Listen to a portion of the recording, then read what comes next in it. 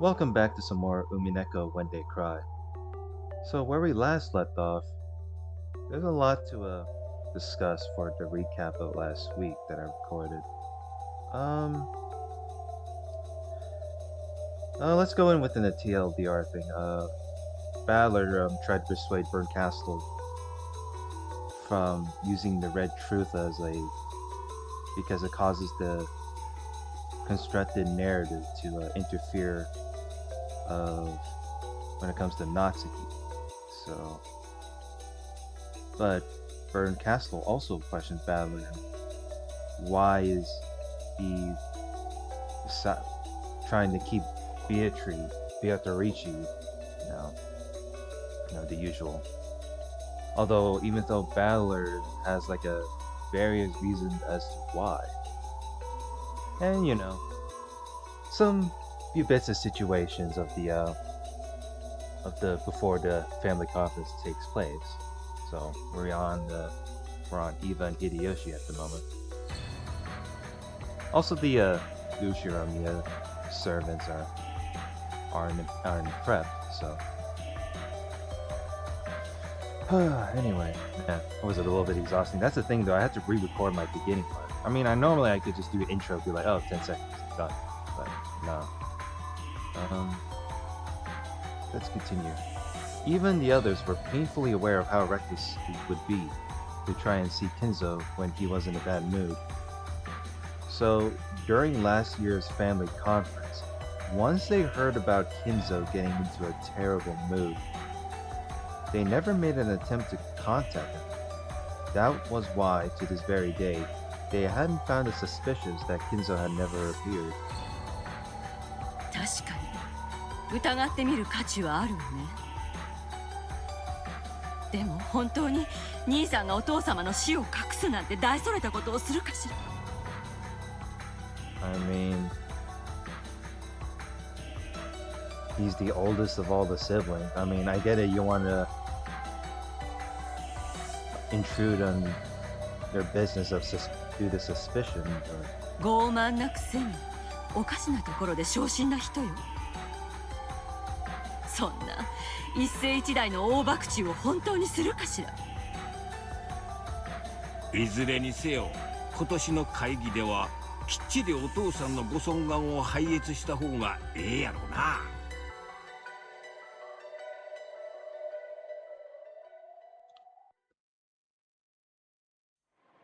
So their goal is to 非常に良くない噂さ。So their goal is to meet Kinzo before him. Oh, it's Rudolph. どうやら兄貴の事業は俺たちの想像を超えて手ひどく失敗してるらしい。I'm not surprised. 相当の損失を抱えてて、表向きを取り繕うだけで精一杯らし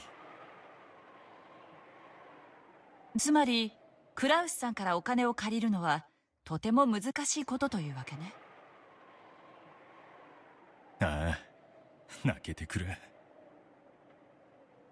クラウスさんにとって経済的に困窮していることはある種の弱みにはならないの？ I mean, Rudolph, you're also under some deep shit as well. You're not like... Kraus isn't like the only one. 弱み？そりゃ投資家は超えてるから投資家なんだぜ。実は金欠だなんてことになったら誰も見向きもしねえ。信用第一の世界なのね。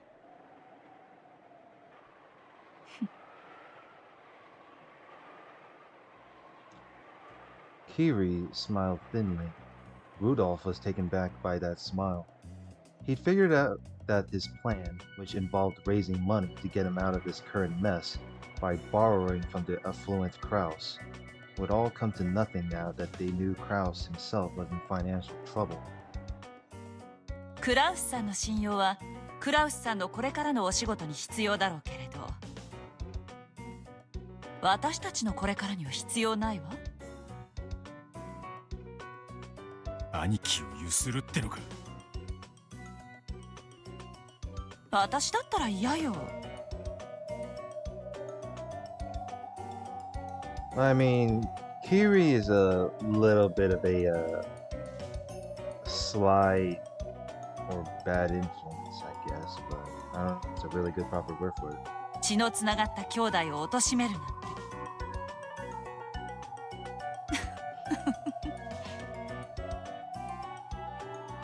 Rudolph felt a shiver go up his spine at Kiri's cold smile. At times, Kiri was able to throw away all compassion and think in an extremely ruthless manner.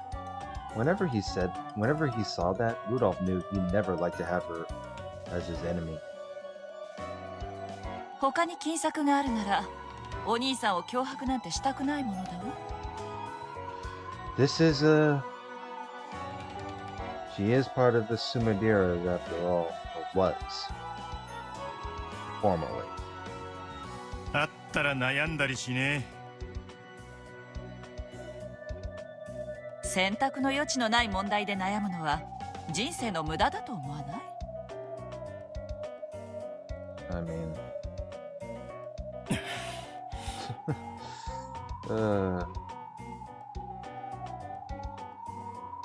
Rudolph stopped talking, folded his arms, and lowered his gaze. He still felt some of the terror he'd experienced thanks to Krause's violence when they were young. And now, that same Krause was the one he needed to threaten. Rudolph would also be fighting against his childhood trauma. Oh, please.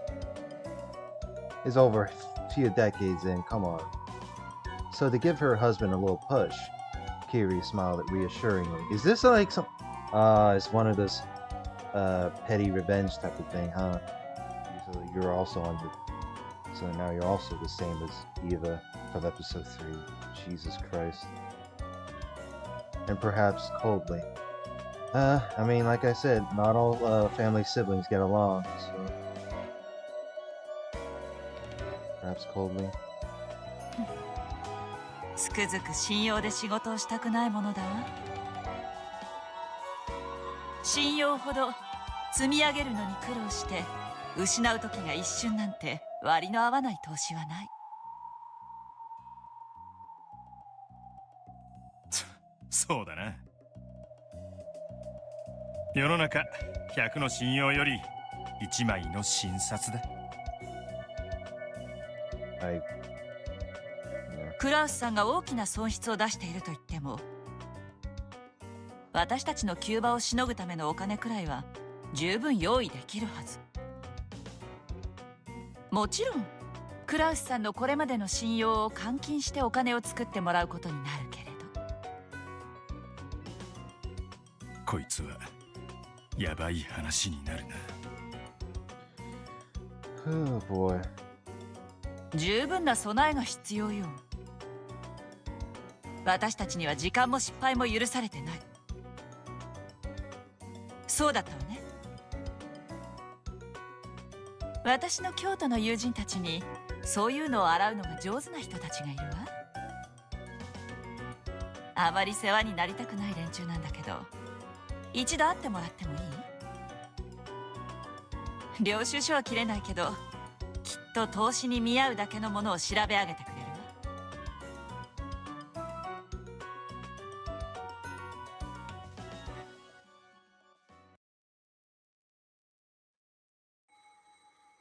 Okay. ええ。 Oh, here's Rosa. Try meeting him. Oh, for sort of that's a bit sketch. マリアも元気よ。そちらは大きなお世話よ。ありがとう。え？さあ、スケジュールを見てみないとわからないけど。Oh boy, we're back to this part, huh? She's talking to Rudolph on the phone. Rosa was talking to Rudolph on the phone. Rosa rarely received calls from her older siblings, so she braced herself for something serious. 実はな、次の親族会議についてちょいと兄貴抜きで意見を調整したいんだ。エヴァ姉さんとルドルフ兄さんと私の3人で頭痛の増えそうな話ね。I always thought Eva is also a bit of a headache too, but that's it is also. I mean, the opinions of other characters also subjective. So 電話じゃ詳しくは話せない。だが、お前にとって聞く価値のある話のはずだ。それはいい話？もちろん。姉貴は乗り気だぜ。姉さんが？ローザには賛同してほしいだけだ。金を出せとかそういう話じゃない。俺たち3人が全員結束してることがまず大事なんだ。わかるな。Rosa let out a sigh.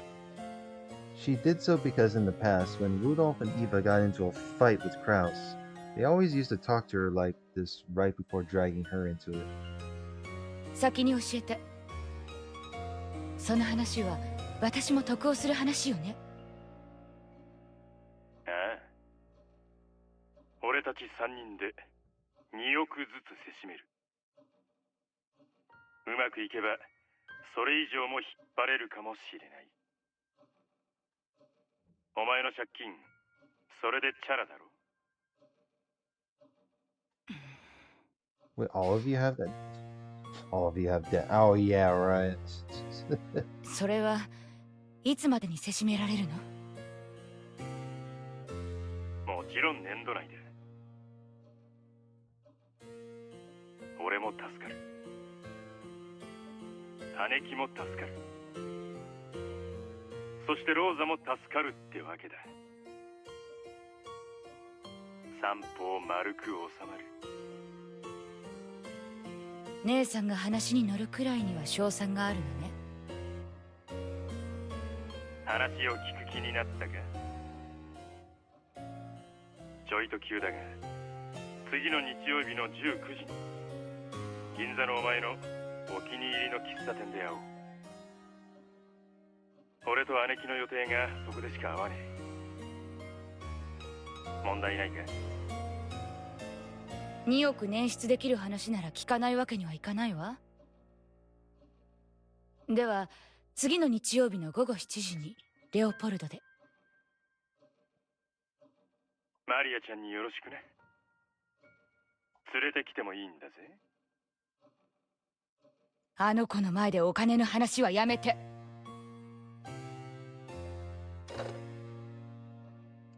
Wow. She set the receiver down with a clunk, a little violent. Apparently, either Eva or Rudolph had gotten a hold of one of Krauss's weak points. They would probably threaten him with that at the next family conference and force him to pay up. Even before hearing the details, she knew full well that it would be nothing good. But even so, this might be her once-in-a-lifetime chance to pay back her large debts. Rosa took a notebook out of her handbag and started to mark the day she'd be meeting with Rudolph and Eva. Then she frowned and smacked herself hard in the forehead. Because written there was DZL was Maria, quote-unquote, something she had planned to do with her daughter. Oh.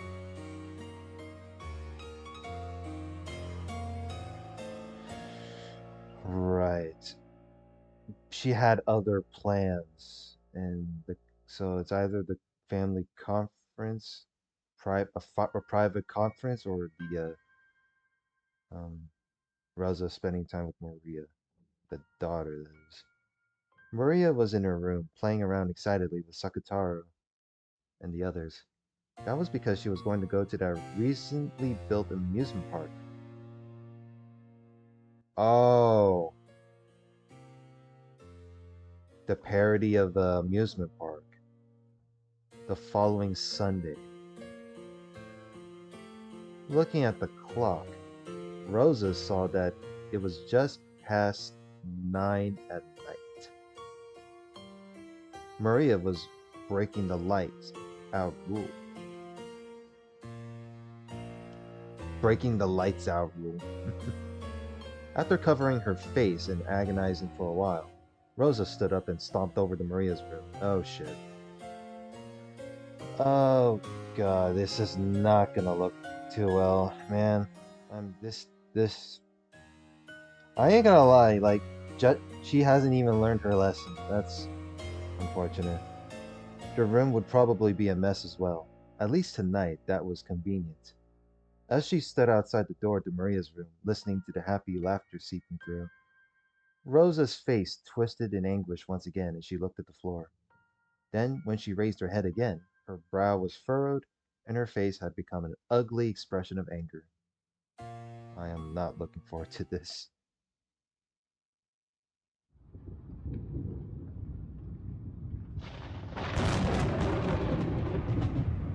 Oh, thank God.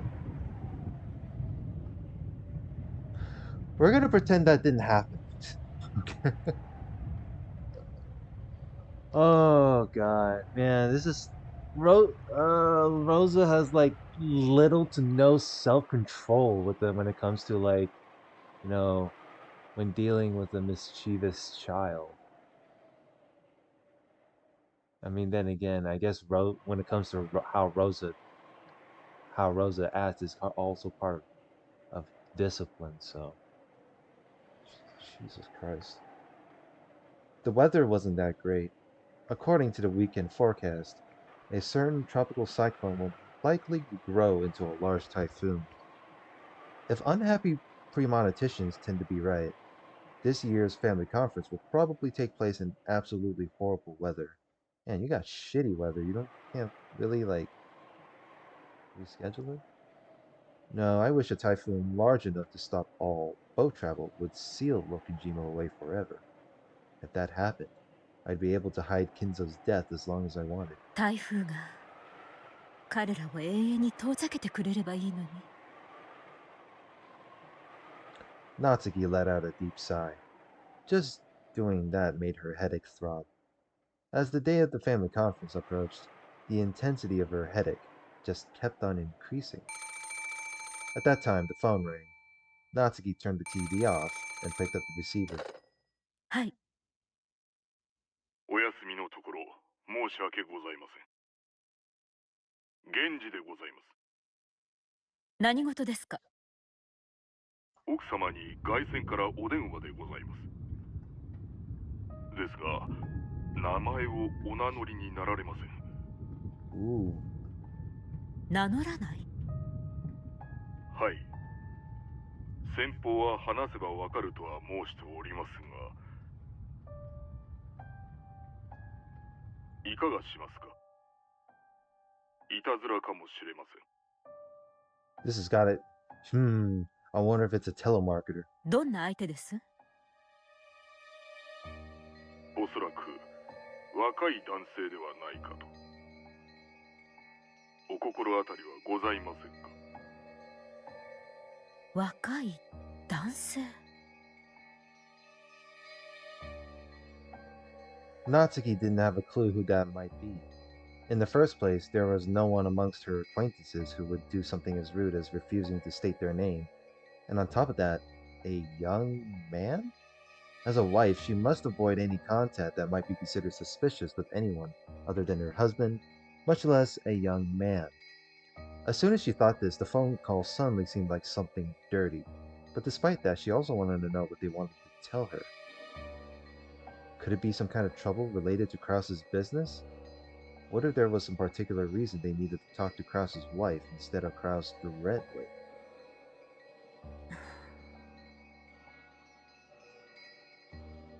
No matter what it is, it's my duty as a wife to listen and report to Krause. If it's some bizarre threat, I just have to firmly refuse and inform Krause that I received such a phone call. If it's something offensive, I just have to tell Genji to never send me anonymous calls again. As Natsuki thought this, just as Genji was suggesting that he hang up on the man as though that's what she naturally choose, she told him to connect her to this person. She then set the receiver down. After a short while, the phone rang again. もしもし。This wasn't the internal line, it was the external phone line, which Genji had redirected to her. So it should already have been connected directly with the mysterious man. However, the person on the other end didn't respond. Not liking this at all, Natsuki spoke one more time, sounding displeased. もしもし、誰ですか？名を名乗りなさい。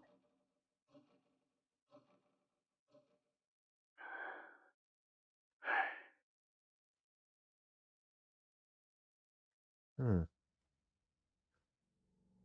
She heard something that sounded like a sigh. She gulped reflexively. After remaining silent for a little longer, the man finally answered. 久しぶりだな。That was the first time the man had spoken. どれくらいぶりになるんだ？一体何年ぶりかな？何の話です？あなたは誰ですか？ The voice certainly did sound like a young man's, but it's hard to learn much about someone just by their voice over the phone. Yeah, you couldn't even tell who it is just by voice. Especially when the dude sounds so, I don't know. I mean, anyone can alternate the voice, so it sounded like a young man, but it might actually be a school-aged boy, or a man in his prime who still had a youngish voice. No, wait, it might be too soon to be sure this is even a male. However, one thing was certain. Natsuki could think of no one who would speak to her in an overly familiar manner like this. 俺が誰かを名乗るのは簡単さ。だが、それでは俺があまりに悲し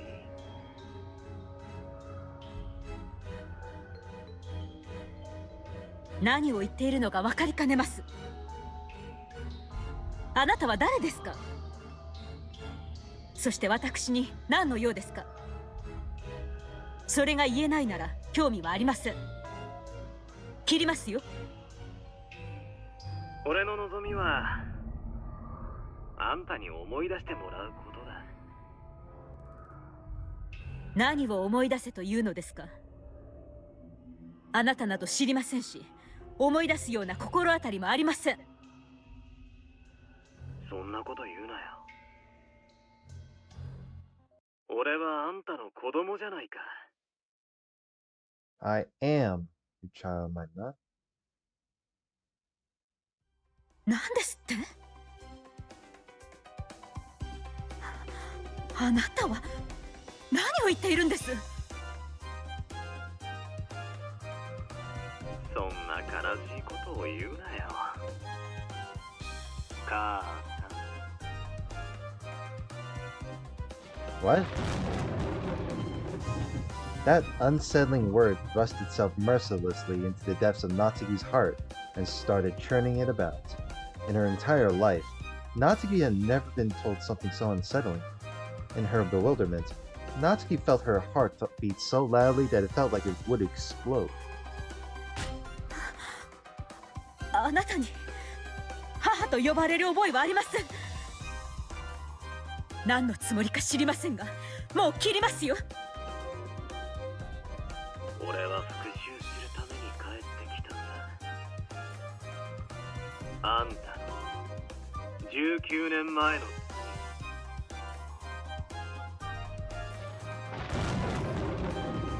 Natsuki's mind went blank, and from beyond the wind howling from outside the window, she most certainly heard the roar of the sea from that day. あんた、本当はもう思い出してるんだろ。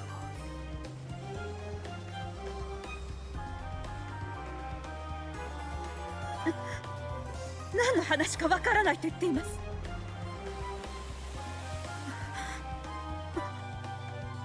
もう二度とかけないでください。19年前にあんたがした仕打ちを俺は忘れない。だからあんたを呪うためにあえてそれでも。いや、だからこそ俺はあんたを母さんと呼ぶよ。もうすぐ親族会議じゃないか。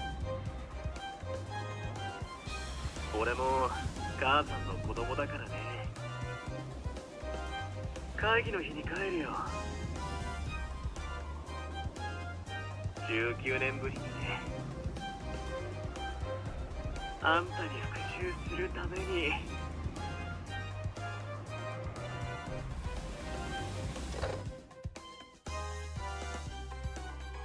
Huh.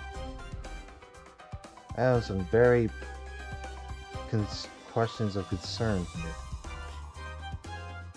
Breathing so hard, her shoulders heaved, Natsuki slammed the receiver down and hung up.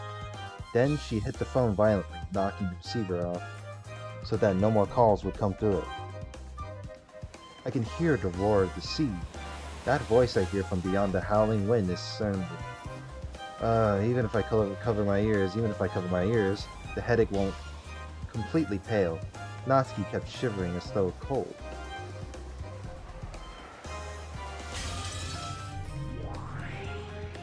Ramuda, いる? いるわよ。ベルンが望めばどこにでも。じゃあ台所の床下収納に入ってて。ぬかみその壺の中でもいいわ。ああ、私を味噌につけてかじってくれるの？でもそれなら蜂蜜につけてほしいものだわ。Oh boy. お返しにベルンは砂糖水で煮込んであげる。せめて砂糖醤油とみりんにして。I didn't know this scene right here. There is some bit of vor kink involved. それで何？復唱要求でも気取っちゃう？そうよ。この夏日の電話のやり取りは事実Lambda Delta grinned unpleasantly as though sizing Burn Castle up. She was probably trying to tease Burn for making that demand. 復唱拒否。さーてね。拒否か応じるかどうしようかな。それを決めるのはゲームマスターの私の自由だし、その判断をいつするかさえ自由。Well. 青字宣言でない限り、あんたに答える義務はないしね。そういうこと。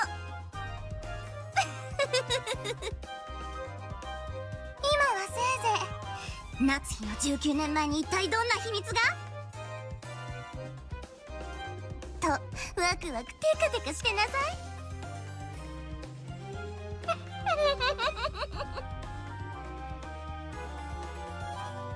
I didn't even know Natsuki even have a secret until now. Huh.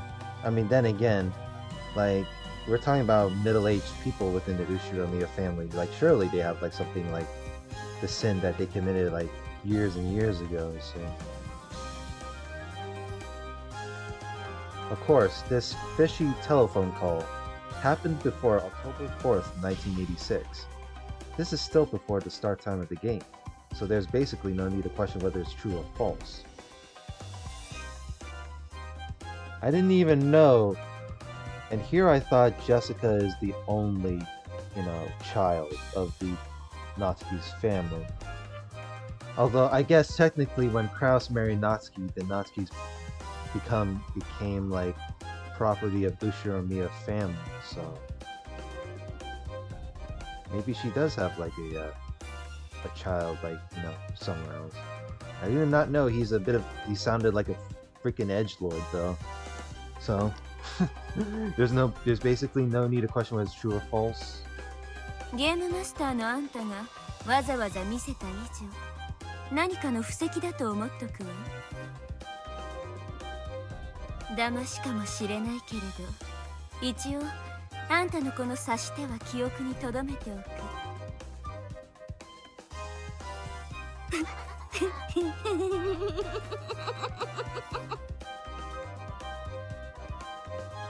このカードを伏せたまま場に出すってやつね。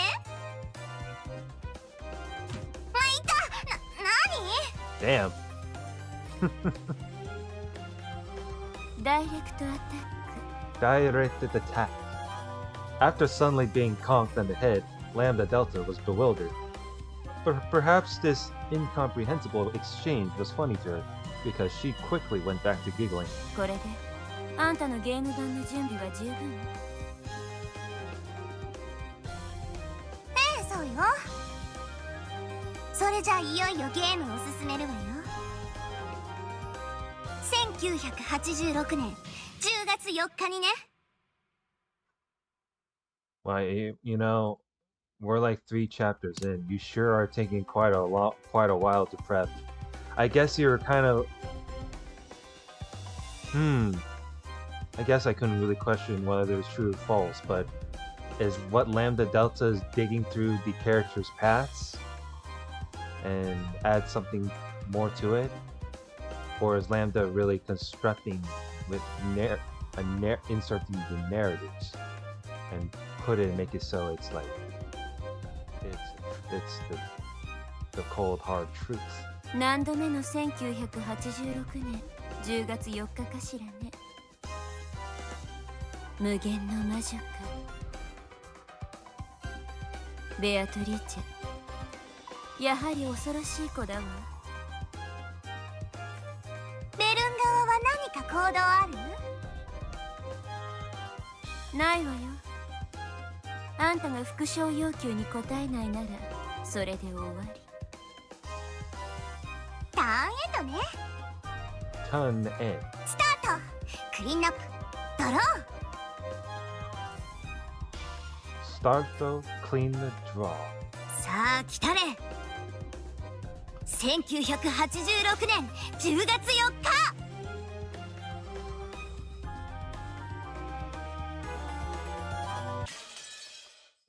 Okay, I guess the game begins. Oh man, we're like 32 minutes in. All right, time moves forward. Let's go. First day, October 4th, 1986. Furudo Eric.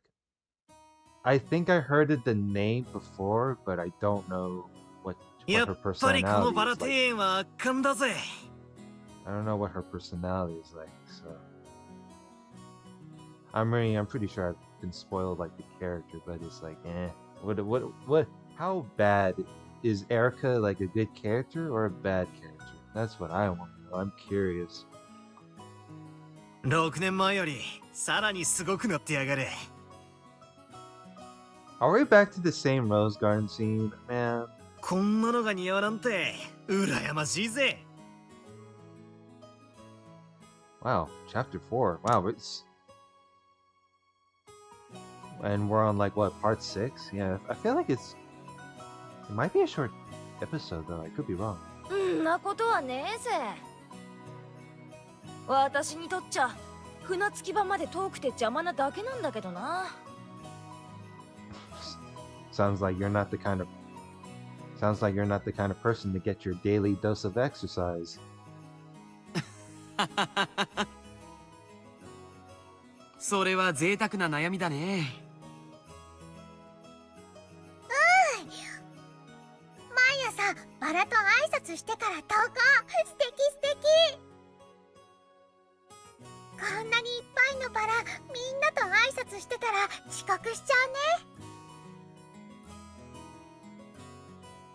演者は残念だな。お腹壊しやすいんだって？らしいな。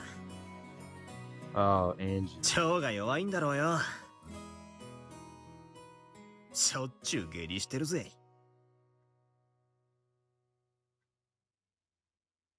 What? I don't. Do I even? I can't even tell if this.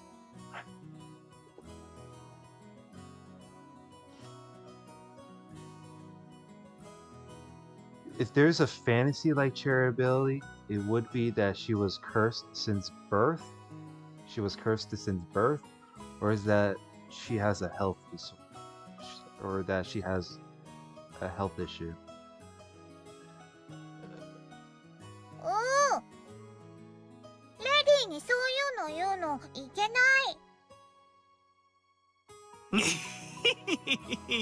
い。それはすまねえ。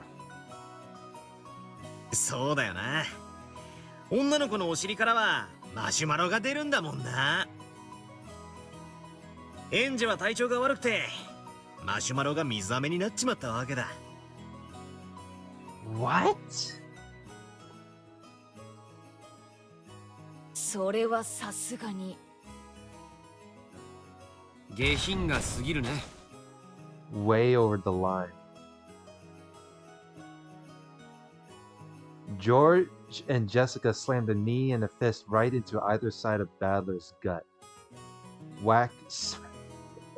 The smack thud was probably the sound made when his knees hit the ground as he fell over. Normally, Badler possessed the good sense you'd expect of an 18-year-old man. However, it seemed that this reunion had brought him back to the mental age he'd been 6 years ago. And bit by bit, Jessica and George realized they were also returning to the way they'd been back then.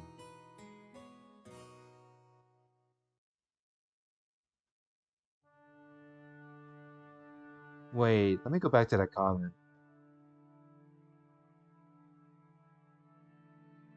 So Badler made a comment about his sister, even though Angie is 12 years younger than Badler.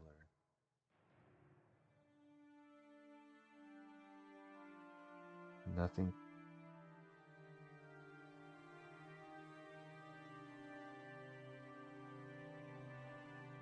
Is that the comment, like, is that his comment to I don't want to go over this, but this sounds like,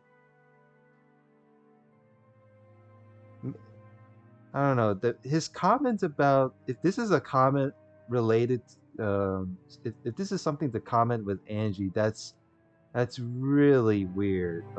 I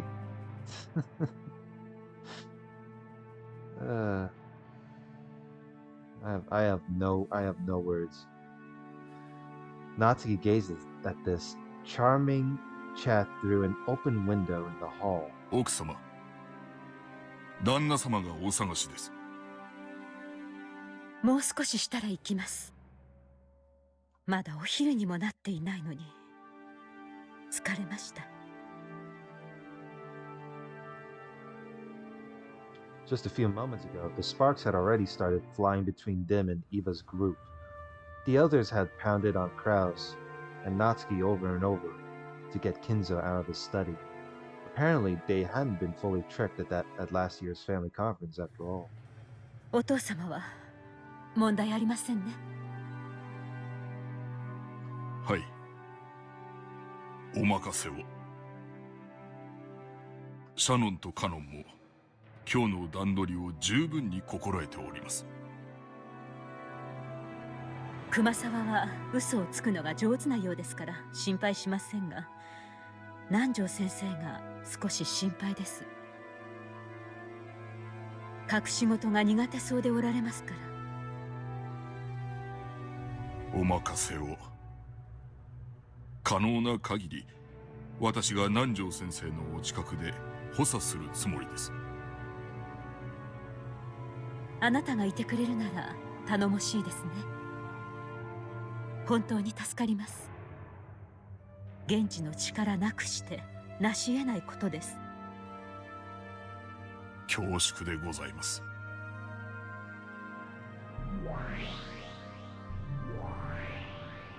安心せよ。書斎の密室結界は完璧だ。結界を破らぬ限り誰にも金蔵の秘密を暴くことなどできん。The closed room barrier. ええ、分かっています。しかしあなたも先ほどの客間でのやりとりを聞いていたでしょ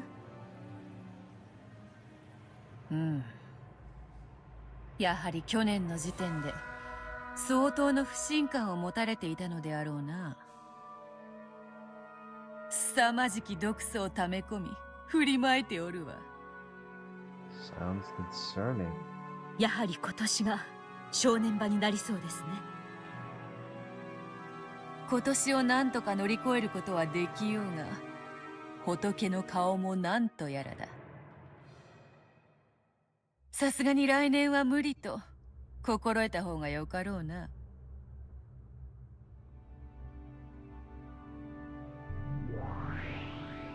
これほどまでに反魔法の毒素が満ちては、 Oh shit, it's my homeboy Ronove. 来年の親族会議でもゴールドスミス教の魔法を維持するのは難しいでしょう。誰ですか、あなたは。The look on her face, she's like, what the fuck? Who the fuck is he? Who the fuck are you? ああ、驚かずともよい。わらわの家具頭を務める男だ。はじめまして、夏日奥様。ロノウェと申します。どうぞお見知りおきを。頼れる男だ。この男にも密室結界を守ってもらう。This feels, this is kind of awkward, I ain't gonna lie. そうですか。後宮夏日です。あなたにも協力をお願いします。はい、奥様。魔法世界からお手伝いをさせていただきます。どうかお任せを。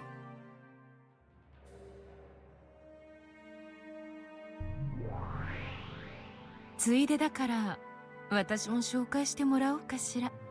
Oh, Gap is here. はい、リーちゃん。Hi. ご無沙汰。ガープか。そなたまで来てくれるとは心強い。遊びに来ただけのつもりだったんだけどね。手がいるようだったら声をかけて。はじめまして、マダム。Madam. 挨拶するのは初めてだけど、私はいつだって誰のそばにでもいるわ。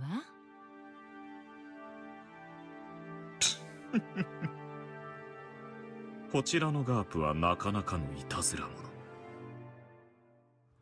先日、奥様が自室にてお召しになろうとして床に落とし見つけられなかった頭痛薬。ガープの仕業でございますよ。What? 確かに置いたはずなのに見つけられない小物があったら、こやつのいたずらを疑うがよいぞ。Wait, you mean the... Wow, Natsuki getting pranked? That's kind of mean. わらわも昔、ずいぶんとからかわれたものだ。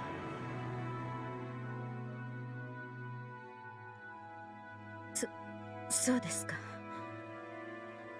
いずれにせよ、ここは後宮の屋敷です。当家にいる間は当家に従っていただきます。よろしいですね。もちろんです。心得ております。魔法世界での源氏と思い、どうぞいつでもご用命ください。Ronove, Genji. 私にも客人の心得はあるつもりよ。What the heck would Gap would be? 家主の顔は潰さないわ。ロノウェもガープも頼れるぞ。しかし魔法の世界と人間の世界は表裏一体。There's a lot of shit to fucking learn when it comes to the glossary, like meta world and all that shit. I might have to relook. I might relook through the fucking web thing or something once I'm done with the answer art. My goodness.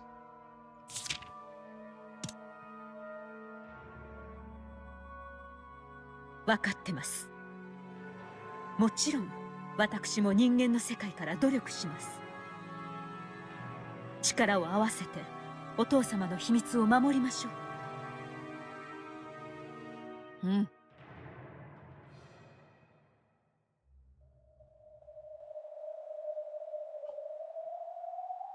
いつもの展開だな。 Wow, this coffee's cold. I might have to reheat it once I'm done recording.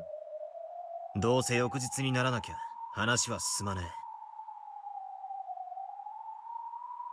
ふん、まあそうね。10月4日は私にとっての準備ターンみたいなものだし、バトラに何もする気がないのなら10月5日までのんびりしててくれていいのよ。6人死んだら呼んであげる。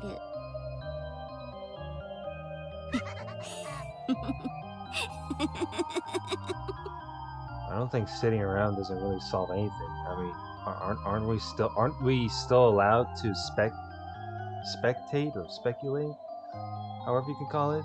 I don't think sitting around doing nothing, eating and drinking tea that even like helps. Of course, that was an incredibly irritating way to put it. The fight won't start until the crime occurs. However, waiting for the crimes to start would mean turning a blind eye towards the murders of the first Twilight. In other words, it would be the same as being content with the fact that 6 people would die. 知ってる？チェスの先手と後手では先手の勝率が2倍とも言われてるのよ。戦術の進歩でだいぶ変わるけどね。後手はドローを狙えれば上々とか言われてるんだっけ？先手必勝くらい俺も知ってるぜ。 The first to strike wins. Kill or be killed. ならどうしろってんだ。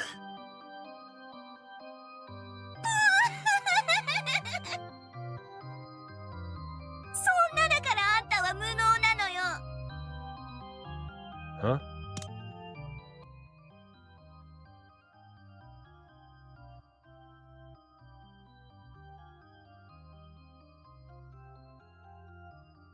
Oh, if one goes first, okay, so even there's a kill or be killed, then there's, I guess,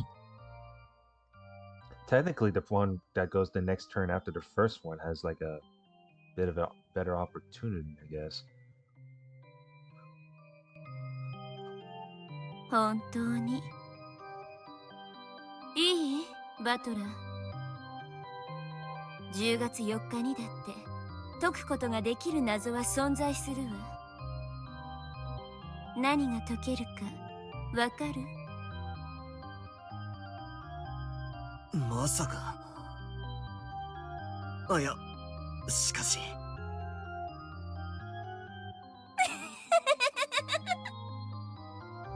まあ見てなさい、無能のバトラー。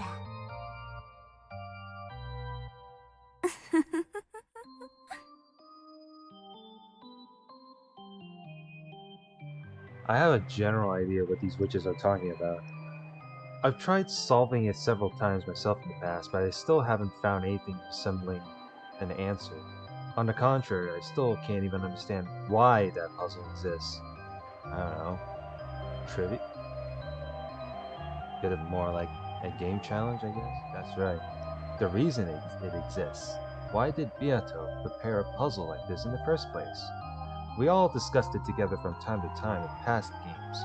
However, I've started to avoid thinking about it under the assumption that there's no point in trying to solve a riddle that can't be solved to begin with.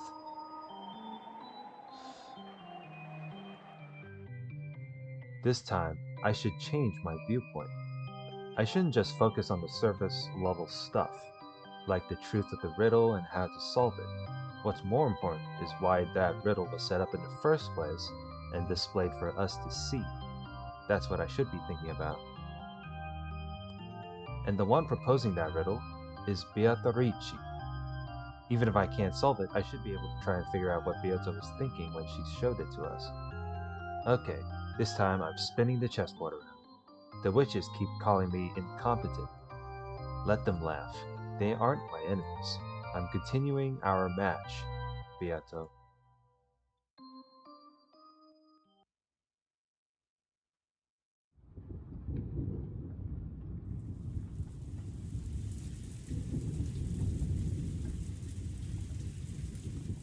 お、とうとう降り始めたようやな。イエーイ。やれやれ。土砂降りは心の中だけにしたかったもんだぜ。The people in the parlor noticed the raindrops that were starting to drip down the window. これで親族会議が終わるまで私たちには逃げ場なしってわけね。それは兄さんたちだって同じよ。逃がさないわ、絶対に。こっちのカードは悪くないのよ。兄さんは虚勢を張ってるだけだわ。絶対に屈服させてみせる。取引っちゅうんはな、相手を任すもんとちゃうで。落としどころを用意しておいて、相手に花を持たせて自らに座らせるもんなんや。秀吉さんの言う通りだわ。さっきの話もちょっと追い詰めすぎよ、エヴァ姉さん。兄さんにはあれくらいでちょうどいいわよ。なんだ、ローザは寝ちまったのか？朝が早かったとぼやいとったな。ま、昼寝もええんとちゃうか。Pretty much. Rosa undergoing stress. 下手すりゃ今夜は徹夜だ。今から仮眠も賢いかもな。Out of consideration for Rosa, who'd fallen asleep on the sofa, the others quietly left the parlor.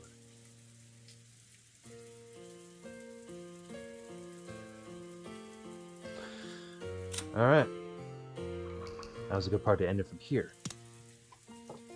So, you know, it is starting to rain. Now the question is, what's going to happen next? After the older people left the parlor. We'll find out for the next part. So, like, comment, and subscribe, and I will see you guys later. Have a good one.